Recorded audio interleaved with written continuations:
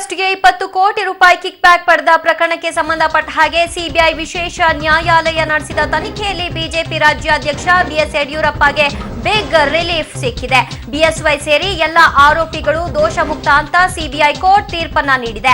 ಎಲ್ಲ ಆರೋಪಗಳಿಂದ ಮುಕ್ತರಾಗಿರುವ ಕುರಿತಾಗಿ ಬಿಎಸ್ವೈ ಸೇರಿದಂತೆ ಎಲ್ಲ ಆರೋಪಿಗಳ ಪ್ರಕರಣದಲ್ಲಿ ದೋಷ ಮುಕ್ತರಾಗಿದ್ದಾರೆ. ಈ ಆರೋಪದಲ್ಲಿ A1 ಆರೋಪಿ ಬಿಎಸ್ವೈ ಆಗಿದ್ರು, ಎರಡನೇ ಆರೋಪಿ ಪುತ್ರ ವಿಜಯೇಂದ್ರ, ಬಿಎಸ್ವೈ ಮೂರನೇ ಪುತ್ರ ರಾಘವೇಂದ್ರ ಮೂರನೆಯ ಆರೋಪಿಯಾಗಿದ್ದು, ಅಳಿಯ ಸೋಹನ್ ಕುಮಾರ್ ನಾಲ್ಕನೆಯ ಆರೋಪಿ, ಪ್ರೇರಣಾ ಎಜುಕೇಶನ್ ಅಂಡ್ ಸೋಷಿಯಲ್ ಟ್ರಸ್ಟ್ ಐದನೇ ಆರೋಪಿಯಾಗಿದ್ದು, ಮಾಜಿ ಸಚಿವ SN ಕೃಷ್ಣಯ್ಯ ಶೆಟ್ಟಿ ಆರನೇ ಆರೋಪಿಯಾಗಿದ್ರು, ಸೌತ್ ವೆಸ್ಟ್ ಮೈನಿಂಗ್ ಲಿಮಿಟೆಡ್ ಮತ್ತು JSW ಸ್ಟೀಲ್ ಲಿಮಿಟೆಡ್ JSW ನ ವಿನೋದ್ ನೋವೆಲ್ ಆರೋಪಿಗಳಾಗಿದ್ದು.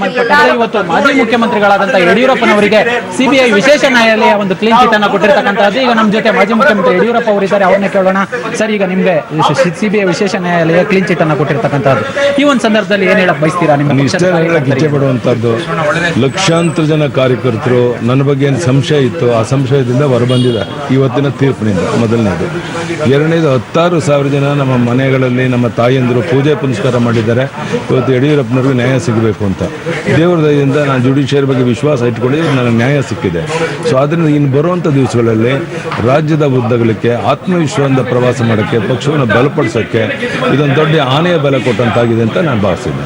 ಈ ಒಂದು ನ್ಯಾಯಾಲಯದ ತೀರ್ಪೇನಿದೆ, ಇದು ನಿಮ್ಮ ರಾಜಕೀಯ ವಿರೋಧಿಗಳಿಗೆ ಒಂದು ಸ್ಪಷ್ಟ ಸಂದೇಶವನ್ನ ರವಾನೆ ಮಾಡಿದ್ಯಾ ಅಂತ? ಅದು ನಾನು ಅದನ್ನು ಟೀಕೆ ಟಿಪ್ಪಣಿ ಯಾರ ಬಗ್ಗೆನೂ ಮಾಡೋಕ್ಕೆ ಇಷ್ಟಪಡಲ್ಲ. ನನಗೆ ನ್ಯಾಯ ಸಿಕ್ಕಿದೆ, ನನ್ನ ಕಾರ್ಯಕರ್ತರಿಗೆ ಸಮಾಧಾನ ತಂದಿದೆ. ನಾನು ಪಕ್ಷದ ಕೆಲಸವನ್ನ ಆತ್ಮವಿಶ್ವಾಸದ ಕೆಲಸ ಮಾಡೋಕ್ಕೆ ಇದೊಂದು ಪ್ರೇರಣೆ ಸಿಕ್ಕಿದೆ. ಈ ಒಂದು ವಿವಾದ ನಿಮ್ಮನ್ನ ಸುತ್ತುವರೆದಾಗ ಕಳೆದ 4-5 ವರ್ಷಗಳಿಂದ ಏನು ಹೋರಾಟವನ್ನ ಮಾಡಿದ್ದೀರಿ, ಆ ಹೋರಾಟದ ರೂಪುರೇಷೆ ಹಾದಿ ಹೇಗಿತ್ತು? ಈ ಒಂದು ಸಮಯ ಅತ್ಯಂತ ಕಠಿಣವಾಗಿತ್ತು ಅಂತ ಹೇಳ್ಬಹುದು. ಆ ಬಗ್ಗೆ ಏನ್ ಹೇಳಕ್ಕೆ? ನಿಶ್ಚಿತವಾಗಿ ಸುಪ್ರೀಂ ಕೋರ್ಟ್ನಿಂದ ಇಲ್ಲಿವರೆಗೂ 5 ವರ್ಷ ಕಾಲ ನಿರಂತರವಾಗಿ ನಾವು ಹೋರಾಟ ಮಾಡಬೇಕಾಯಿತು ನ್ಯಾಯಾಲಯಗಳಲ್ಲಿ. ಒಂದಾದ ಮೇಲೆ ಒಂದು ಆರೋಪಗಳು ನಡ್ಕೊಂತ ಬಂತು ನನ್ನ ಮೇಲೆ. ಆದರೆ ಇವತ್ತು ಅದೆಲ್ಲಕ್ಕೂ ಒಂದು ರಿಲೀಫ್ ಸಿಕ್ಕಿರುವಂಥದ್ದು ನನಗೆ ಸಮಾಧಾನ ತಂದೆ. ನಮಸ್ಕಾರ. ಇದು ಮಾಜಿ ಮುಖ್ಯಮಂತ್ರಿಗಳಾದಂತಹ ಯಡಿಯೂರಪ್ಪನವರ ಮಾತು. ಅವರು ಹೇಳ್ತಕ್ಕಂತಹದ್ದು ಈ ಒಂದು ಪ್ರಕರಣ ನ್ಯಾಯಾಲಯದ ತೀರ್ಪೇನಿದೆ, ಆ ತೀರ್ಪು ತುಂಬಾ ರಿಲೀಫ್ ಅನ್ನ ನೀಡಿರ್ತಕ್ಕಂತಹದ್ದು. ರಾಜ್ಯದ ಉದ್ದಗಲಕ್ಕೂ ಒಂದು ಪ್ರವಾಸವನ್ನ ಮಾಡಿ ಪಕ್ಷವನ್ನ ಬಲವರ್ಧನೆ ಮಾಡೋದಕ್ಕೆ ಒಂದು ಪ್ರಯತ್ನವನ್ನ ಪಡ್ತೀನಿ ಅಂತ ಹೇಳ್ತಕ್ಕಂತಹದ್ದು. ಮತ್ತೆ ಕಾರ್ಯಕರ್ತರಲ್ಲಿ ಇದುವರೆಗೆ ಒಂದು ಗೊಂದಲ ಏನಿತ್ತು, ಆ ಗೊಂದಲ ನಿವಾರಣೆ ಆಗಿದೆ ಅಂತ ಈಗ ಮಾಜಿ ಮುಖ್ಯಮಂತ್ರಿಗಳು ಹೇಳಿರ್ತಕ್ಕಂತಹದ್ದು. ಕ್ಯಾಮ್ರಾ ಪರ್ಸನ್ ಗಣೇಶ್ ಜೊತೆ ನರಸಿಂಹಮೂರ್ತಿ, ಪಬ್ಲಿಕ್ ಟಿವಿ. ಪ್ರೇರಣಾ ಟ್ರಸ್ಟ್ಗೆ 20 ಕೋಟಿ ರೂಪಾಯಿ ಕಿಕ್ ಬ್ಯಾಕ್ ಪಡೆದ ಪ್ರಕರಣ ಸಂಬಂಧ ಸಿಬಿಐ ವಿಶೇಷ ನ್ಯಾಯಾಲಯ ನಡೆಸಿದ ತನಿಖೆಯಲ್ಲಿ ಬಿಜೆಪಿ ರಾಜ್ಯಾಧ್ಯಕ್ಷ ಬಿಎಸ್ ಯಡಿಯೂರಪ್ಪಗೆ ಬಿಗ್ ರಿಲೀಫ್ ಸಿಕ್ಕಿದೆ. ಈ ಕುರಿತಾಗಿ ಮಾಧ್ಯಮಗಳ ಜೊತೆ ಮಾತನಾಡ್ತಾ ಅವರು ನನಗೆ ಆನೆ ಬಲ ತಂದಿದೆ ಈ ತೀರ್ಪು ಅನ್ನುವಂತಹ ಮಾತನಾಡಿದ್ದಾರೆ. ಮುಂದಿನ ದಿನಗಳಲ್ಲಿ ರಾಜ್ಯದ ಜನತೆಗಾಗಿ ನಾನು ಯಾವ ರೀತಿಯ ಕರ್ತವ್ಯ ನಿರ್ವಹಿಸಬೇಕು ಅನ್ನುವಂತಹ ಆಲೋಚನೆಯನ್ನ ಮಾಡ್ತೇನೆ ಅಂತ ಕೂಡ ತಿಳಿಸಿದ್ರು. ಯಾರ ಬಗ್ಗೆಯೂ ಟೀಕೆ ಟಿಪ್ಪಣಿಗಳನ್ನ ನಾನು ಮಾಡಲಾರೆ. 5 ವರ್ಷಗಳ ಕಾಲ ನಿರಂತರ ಹೋರಾಟವನ್ನ ಎದುರಿಸಿ ಈಗ ನನಗೆ ಜಯ ಸಿಕ್ಕಿದೆ. ಇದು ನನಗೆ ಸಿಕ್ಕಂತಹ ತೃಪ್ತಿ ಅಂತ ಹೇಳಿದ್ರು. ಕೋರ್ಟ್ ಆವರಣದಲ್ಲಿ ಅವ್ರು ಏನ್ ಹೇಳಿದ್ರು ಆ ಕುರಿತಾಗಿ ಮಾಹಿತಿ ನೋಡೋಣ.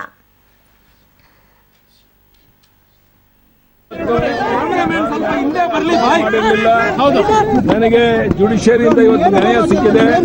ಮೊದಲಿಂದ ಜುಡಿಷಿಯರಿ ಬಗ್ಗೆ ನನಗೆ ವಿಶ್ವಾಸ ಇಟ್ಟು ಅಂತಾನು ಒಂದು ರಾಜಕೀಯ ಪಿತೂರಿ ಇಟ್ಕೊಂಡು ಈ ರೀತಿ ಆರೋಪಾದನೆಗಳನ್ನು ಮಾಡಿದ್ರು. ಆರೋಪದಿಂದ ಇವತ್ತು ಮುಕ್ತನಾಗಿದ್ದೇನೆ. ನಮ್ಮ ರಾಜ್ಯದ ಲಕ್ಷಾಂತರ ಜನ ನಮ್ಮ ಕಾರ್ಯಕರ್ತರಿಗೆ ಇವತ್ತು ಸಮಾಧಾನ ತೃಪ್ತಿ ತಂದಿದೆ. ಅತ್ಯಂತ ಪ್ರಾಮಾಣಿಕವಾಗಿ ಬರುವಂತ ದಿವಸದಲ್ಲಿ ಕೆಲಸ ಮಾಡಿ ಈ ರಾಜ್ಯವನ್ನು ಅಭಿವೃದ್ಧಿ ಪಥದಲ್ಲಿ ತಗೊಂಡು. ಯಡಿಯೂರಪ್ಪನವರ ಪರ ವಕೀಲ ನಾಗೇಶ್ವರ್ ಮಾತಾಡ್ತಿದ್ದಾರೆ, ಕೇಳು. ಸಂದರ್ಭ ಒದಗಲಿಲ್ಲ, ಯಾವ ಫೇವರನ್ನು ಯಾರಿಗೂ ಸಹ ತೋರಿಸಲಿಲ್ಲ ಅಂತಕ್ಕಂಥದ್ದನ್ನ ಒಪ್ಕೊಂಡು ಹಾಕಿ ಕಾಣ್ತಾ ಇದೆ. ಅವ್ರು ಒಪ್ಕೊಳ್ಳದೆ ಇದ್ದಿದ್ರೆ ಇವತ್ತು ಆರೋಪಿಗಳನ್ನ ಖುಲಾಸೆ ಮಾಡ್ತಾ ಇರಲಿಲ್ಲ.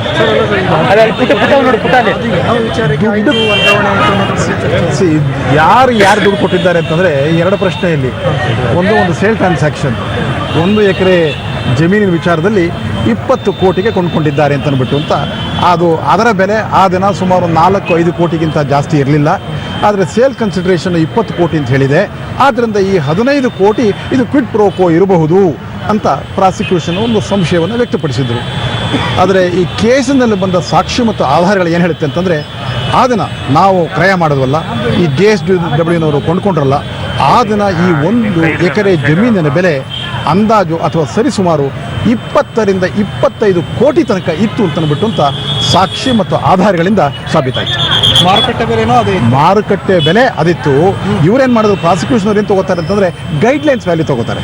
ಗೈಡ್ಲೈನ್ಸ್ ವ್ಯಾಲ್ಯೂಗೂ ಮತ್ತು ಮಾರುಕಟ್ಟೆ ಬೆಲೆಗೂ ಸಹ ಬೇಕಾದಷ್ಟು ವ್ಯತ್ಯಾಸ ಇದೆ.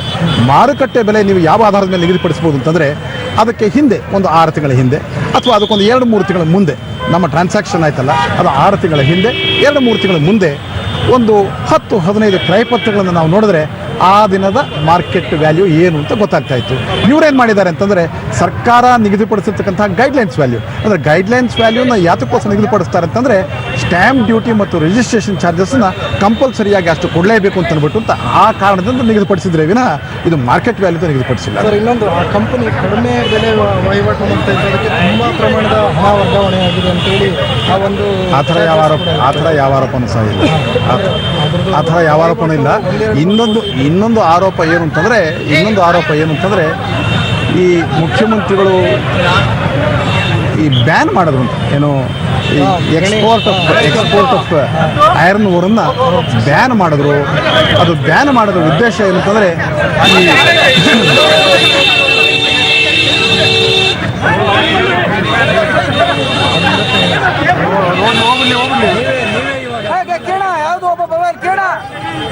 ಬ್ಯಾನ್ ಮಾಡೋದ ಉದ್ದೇಶ ಏನು ಅಂತಂದ್ರೆ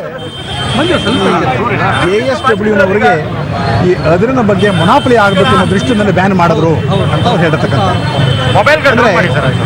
ಈ ಸಾಕ್ಷಿ ಮತ್ತು ಆಧಾರ ಈ ಕೇಸ್ನಲ್ಲಿ ಬಂದಿದ್ದೇನು ಅಂತಂದ್ರೆ ಬ್ಯಾನ್ ಮಾಡೋದ ಉದ್ದೇಶಕ್ಕೆ ಹಲವಾರು ಕಾರಣಗಳಿತ್ತು.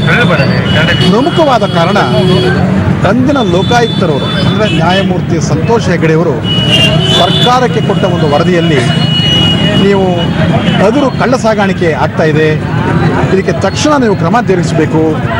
ತಕ್ಷಣಕ್ಕೆ ನೀವು ಜರುಗಿಸಬೇಕಾದ ಕ್ರಮ ಏನು ಅಂತಂದರೆ ಎಕ್ಸ್ಪೋರ್ಟ್ ಆಫ್ ಐರನ್ ಓರನ್ನ ಬ್ಯಾನ್ ಮಾಡಿದ್ರೆ ಆವಾಗ ಈ ಅದಿರಿನ ಕಳ್ಳ ಸಾಗಾಣಿಕೆ ನಿಲ್ಲುತ್ತೆ ಅಂತ ಅಂದ್ಬಿಟ್ಟು ಅಂತ ಲೋಕಾಯುಕ್ತರು ರಿಪೋರ್ಟ್ ಕೊಟ್ಟರು. ಅದು ಒಂದು. ಎರಡನೇ ಪ್ರಶ್ನೆ ಏನು ಅಂತಂದರೆ ಬೆಳಗಾವಿನಲ್ಲಿ ಈ ಲೆಜಿಸ್ಲೇಟಿವ್ ಅಸೆಂಬ್ಲಿ ಮತ್ತು ಲೆಜಿಸ್ಲೇಟಿವ್ ಕೌನ್ಸಿಲ್ನ ಸೆಷನ್ ನಡೀತು. ಒಕ್ಕೊರಲಿಂದ ಏನು ಮಾಡಿದ್ರು, ಎಲ್ಲ ಶಾಸಕರು ಸಹ ಇದು ಪಬ್ಲಿಕ್ ಕ್ರಿಟಿಸಿಸಮ್ ಆಗ್ತಾ ಇದೆ, ಅದಿರು ಕಳ್ಳ ಸಾಗಾಣಿಕೆ ಆಗ್ತಾ ಇದೆ, ಇದಕ್ಕೆ ಈ ಕಳ್ಳ ಸಾಗಾಣಿಕೆ ಆಗ್ತಕ್ಕಂಥದ್ದನ್ನು ತಡೆ ಹಿಡಿಬೇಕಾದ್ರೆ ನೀವು ಸರ್ಕಾರದವರು ತಕ್ಷಣ ಕ್ರಮ ಜರುಗಿಸಬೇಕು. ತಕ್ಷಣಕ್ಕೆ ನೀವು ಕ್ರಮ ಜರುಗಿಸ್ತಕ್ಕಂಥದ್ದು ಏನು ಅಂತಂದರೆ ಅದಿರಿನ ಸಾಗಾಣಿಕೆಯನ್ನು ತಡೆ ಹಿಡಿಬೇಕು, ಅಂದರೆ ban the export of iron ore ಅಂತ ಒಕ್ಕೊರಲಿನಿಂದ ಬೆಳಗಾವಿ ಅಧಿವೇಶನದಲ್ಲಿ ಸದನದಲ್ಲಿ ಈ members of the legislature they put forward A demand upon the government. Number 3, ಈ ಬೇಳಿಕೆರೆಯಲ್ಲಿ ಏನಾಯಿತು ಅಂದರೆ ಫಾರೆಸ್ಟ್ ಡಿಪಾರ್ಟ್ಮೆಂಟ್ನವರು ಒಂದು ಹಲವಾರು ಲಕ್ಷಗಳ ಟನ್ಗಳ ಅದರನ್ನು ಸೀಸ್ ಮಾಡಿದರು. ಅದನ್ನು ಅವರ ಕಸ್ಟಡಿನಲ್ಲಿತ್ತು. ಅದರನ್ನು ಏನು ಮಾಡಿದ್ರು, ಪೋರ್ಟ್ ಅಥಾರಿಟೀಸಿಗೆ ಅದನ್ನು ಕೊಟ್ಟರು. ಪೋರ್ಟ್ ಅಥಾರಿಟೀಸ್ ಕಸ್ಟಡಿ ಇದ್ದಾಗಲೂ ಸಹ ಕಳ್ಳ ಸಾಗಾಣಿಕೆ ಆಗಿದೆ. ಆವಾಗ ಈ ಡೆಪ್ಯೂಟಿ ಕನ್ಸರ್ವೇಟರ್ ಆಫ್ ಫಾರೆಸ್ಟ್ ಏನು ಮಾಡ್ತಾರೆ, ಅವರೇನು ಮಾಡ್ತಾರೆ, ಎಕ್ಸ್ಪೋರ್ಟ್ ಮಾಡಿಕೊಡೋದು ಅಂತ ಅವರೇ ಒಂದು ಆಜ್ಞೆಯನ್ನು ಇಶ್ಯೂ ಮಾಡ್ತಾರೆ. ಈ deputy conservator of forest report, ಆಮೇಲೆ department of mines and geology, department of industries and commerce, department of transport, ಇವರೆಲ್ಲರೂ ಸಹ ಏನು ಮಾಡ್ತಾರೆ, ಸರ್ಕಾರಕ್ಕೆ ಒಂದು ರಿಪೋರ್ಟ್ ಕೊಡ್ತಾರೆ. ತಕ್ಷಣ ನೀವು ಕ್ರಮವನ್ನು ಜರುಗಿಸಬೇಕು. ಕ್ರಮ ನೀವು ಜರುಗಿಸ್ತಕ್ಕಂಥದ್ದು ಒಂದೇ ಒಂದು ಏನು ಅಂತಂದರೆ ಎಕ್ಸ್ಪೋರ್ಟ್ ಆಫ್ ಐರನ್ ಓರ್ನ ಬ್ಯಾನ್ ಮಾಡಬೇಕು ಅಂತ ಅಂದ್ಬಿಟ್ಟು ಅದು ಒಂದು ಕಾರಣ. ಅತಿ ಮುಖ್ಯವಾಗಿರ್ತಕ್ಕಂಥ ಇನ್ನೊಂದು ಕಾರಣ ಏನಾಗಿತ್ತು ಆವಾಗ ಸರ್ಕಾರಕ್ಕೆ ಅಂತಂದರೆ, ಸೆಂಟ್ರಲ್ ಗೌರ್ಮೆಂಟ್ನವರು ಆಗಿಂದಾಗೆ ಇವ್ರನ್ನ ಕೇಳ್ತಾ ಇರ್ತಾರೆ ರಾಜ್ಯ ಸರ್ಕಾರವನ್ನು, ನೀವು ಏನು ಕ್ರಮ ಜರುಗಿಸಿದೆ ಇದ್ರ ಬಗ್ಗೆ, ತಕ್ಷಣ ನೀವು ಕ್ರಮ ಜರುಗಿಸಿ ಅಂತ ಅಂದ್ಬಿಟ್ಟು. ಈ ಎಲ್ಲದರ ತಾತ್ಪರ್ಯ ಏನು ಅಂತಂದರೆ ಸರ್ಕಾರ ಏನು ಮಾಡುತ್ತೆ ಅಂದರೆ ಎಕ್ಸ್ಪೋರ್ಟ್ ಆಫ್ ಐರನ್ ಓರನ್ನು ಬ್ಯಾನ್ ಮಾಡುತ್ತೆ. ಅದರಲ್ಲಿ where is the question of showing any favour to JSW, ಅಂದರೆ ಇದು ರಾಜ್ಯದ ಸಂಪತ್ತು ಲೂಟಿ ಆಗೋದು ತಡೆ ಹಿಡಿಯೋದಕ್ಕೋಸ್ಕರ ಎಕ್ಸ್ಪೋರ್ಟ್ನ ಆಫ್ ಐರನ್ ಓರನ್ನ ಬ್ಯಾನ್ ಮಾಡ್ತಾರೆ. ಅದನ್ನು ನಾನು ಅಂದ್ಕೊಂಡಿರ್ತಕ್ಕಂಥದ್ದು, ಇನ್ನು ಪೂರ್ಣ ಪ್ರಮಾಣದಲ್ಲಿ ಜಡ್ಜ್ಮೆಂಟನ್ನು ಓದಿಲ್ಲ, ಘನ ನ್ಯಾಯಾಲಯ ಒಪ್ಪಿಕೊಂಡು ತೀರ್ಪನ್ನು ನಮ್ಮ ಪರವಾಗಿ ಕೊಟ್ಟಿದೆ ಅಂತ ನಾನು ಹೇಳಕ್ಕೆ ಇಷ್ಟಪಡ್ತೀನಿ. ತೀರ್ಪಿನ ಸಾರಾಂಶ ಅಷ್ಟೇ ಹೇಳಿದ್ದೀನಿ ಸರ್. ಅಷ್ಟೇ ಇಷ್ಟೊತ್ತು ಹೇಳಿದ್ನಲ್ಲ, ನಾವು ಅಲ್ಲ ನಾವಿನ್ನು ಓದಿಲ್ಲ ಅದನ್ನು. ಈಗ ತೀರ್ಪಿನ ಸ್ವಲ್ಪ ಅಲ್ಲಲ್ಲ, ಅದನ್ನು ಹೇಳಿದಲ್ಲ, ಇದನ್ನು ಒಪ್ಪಿಕೊಂಡಿರಬಹುದು. ಏನು ಪಾಯಿಂಟ್ಸ್ ಇದೆ ಸರ್? ನಮ್ಮ ವಾದವನ್ನು ಒಪ್ಪಿರಬಹುದು ಅಂತ ನನ್ನ ಅಭಿಪ್ರಾಯ. ಅದನ್ನು ಒಪ್ಪದೇ ಇದ್ದಿದ್ರೆ ಇವತ್ತು ಈ ದಿನ ಫಲಿತಾಂಶ ಬರ್ತಾ ಇಲ್ಲ. ಅಲ್ಲ, ಅಕ್ವಿಟಲ್ಗೆ ಏನೇನು ಪಾಯಿಂಟ್ಸ್ ಅಲ್ಲ, ಇದು ನಾವು ಓದಿಲ್ಲ, ಯಾಕೆಂದ್ರೆ ತಪ್ಪಾಗುತ್ತೆ. ಕೋರ್ಟ್ ಜಡ್ಜ್ಮೆಂಟನ್ನು ನಾನು ನೋಡದೆ ವಿಶ್ಲೇಷಣೆ ಮಾಡ್ತಕ್ಕಂಥದ್ದು ತಪ್ಪಾಗುತ್ತೆ. ಈಗ ಕೇಸ್ ಏನಾಯಿತು ಅನ್ನೋದು ಬ್ರೀಫ್ ಆಗಿ ಹೇಳಿ. ಕೇಸ್ ಏನಾಯಿತು ಅಂತಂದರೆ, ಈ ದಿನ ಸುಮಾರು 11:15 ಗಂಟೆಗೆ ಸನ್ಮಾನ್ಯ ನ್ಯಾಯಾಧೀಶರು ಈ ಕೇಸಿನಲ್ಲಿ ತೀರ್ಪನ್ನು ಪ್ರಕಟ ಮಾಡಿದರು. ಆ ತೀರ್ಪು ಸುಮಾರು 400ರಿಂದ 500 ಪೇಜು ಅಷ್ಟು ತೀರ್ಪು ಇತ್ತು. ಈ ವಿಚಾರಣೆ ವೇಳೆಗೆ ಪ್ರಾಸಿಕ್ಯೂಷನ್ನವರು 135 ಜನ ಸಾಕ್ಷಿದಾರರನ್ನು ವಿಚಾರಣೆ ಮಾಡಿದ್ರು, including the chief secretary of the state of Karnataka. ಒಂದು ಹಂಡ್ರೆಡ್ಸ್ ಆಫ್ ಡಾಕ್ಯುಮೆಂಟ್, ಸುಮಾರು 600ರಿಂದ 700 ಡಾಕ್ಯುಮೆಂಟ್ ತನಕ ಹಲವಾರು ಕಾಗದ ಪತ್ರಗಳನ್ನು ಎಕ್ಸಿಬಿಟ್ ಆಗಿ ನಮೂದು ಮಾಡಿದ್ರು. ಇದು ಎಲ್ಲದರ ಫಲಿತಾಂಶ ಕೊನೆಗೆ ಏನಾಯಿತು ಅಂತಂದರೆ, ಈ ನ್ಯಾಯಾಧೀಶರು ತಮ್ಮ ತೀರ್ಪಿನಲ್ಲಿ ಪ್ರಾಸಿಕ್ಯೂಷನ್ ಅವರು ಪ್ರಿವೆನ್ಷನ್ ಆಫ್ ಕರಪ್ಷನ್ ಆ್ಯಕ್ಟ್ ಮತ್ತು ಇಂಡಿಯನ್ ಪಿನಲ್ ಕೋಡ್ನಲ್ಲಿ ಚಾರ್ಜ್ ಮಾಡಿರ್ತಕ್ಕಂಥ ಅಪರಾಧಗಳನ್ನು ದೃಢೀಕರಿಸ್ತಕ್ಕಂಥದ್ರಲ್ಲಿ, ಎಸ್ಟಾಬ್ಲಿಷ್ ಮಾಡ್ತಕ್ಕಂಥದ್ರಲ್ಲಿ ವಿಫಲವಾಗಿದೆ ಅಂತ ಹೇಳಿ ಸನ್ಮಾನ್ಯ ನ್ಯಾಯಾಧೀಶರು ಎಲ್ಲ ಆರೋಪಿಗಳನ್ನು ಆರೋಪದಿಂದ ಖುಲಾಸೆಗೊಳಿಸಿದ್ದಾರೆ.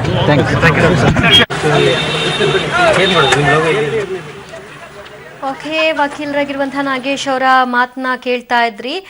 ಈ ಕುರಿತಾಗಿ ಯಾವೆಲ್ಲ ರೀತಿಯಾಗಿ ಜಡ್ಜ್ಮೆಂಟ್ ಕಾಪಿ ನಾನಿನ್ನು ಓದಿಲ್ಲ, ಅದರ ಕುರಿತಾಗಿ ನಾನೇನು ಮಾತನಾಡಲಾರೆ. ಆದ್ರೆ ನಮ್ಮ ಒಂದು ವಾದವನ್ನ ಆಲಿಸಿರುವಂತಹ ನ್ಯಾಯಾಲಯ ಅದನ್ನ ಕೂಲಂಕುಷವಾಗಿ ಪರಿಶೀಲನೆಯನ್ನ ನಡೆಸಿದ ಬಳಿಕ ಈ ತೀರ್ಪನ್ನ ಕೊಟ್ಟಿದೆ ಅನ್ನೋದನ್ನ ಮಾತ್ರ ನಾನು ಈ ಸಂದರ್ಭದಲ್ಲಿ ಹೇಳಬಹುದು. ಸಂಪೂರ್ಣ ಮಾಹಿತಿಯನ್ನ ಜಡ್ಜ್ಮೆಂಟ್ ಕಾಪಿ ಸಿಕ್ಕ ಬಳಿಕ, ಅದನ್ನ ಓದಿದ ಬಳಿಕ ಅಷ್ಟೇ ನಾನು ಇವತ್ತಿನ ಜಡ್ಜ್ಮೆಂಟ್ ಅಲ್ಲಿ ಏನಾಯ್ತು ಅಂತ ಹೇಳಬಹುದು ಅನ್ನುವಂತಹ ಕುರಿತಾಗಿ ಮಾಹಿತಿಗಳನ್ನ ಕೊಡ್ತಾ ಇದ್ರು.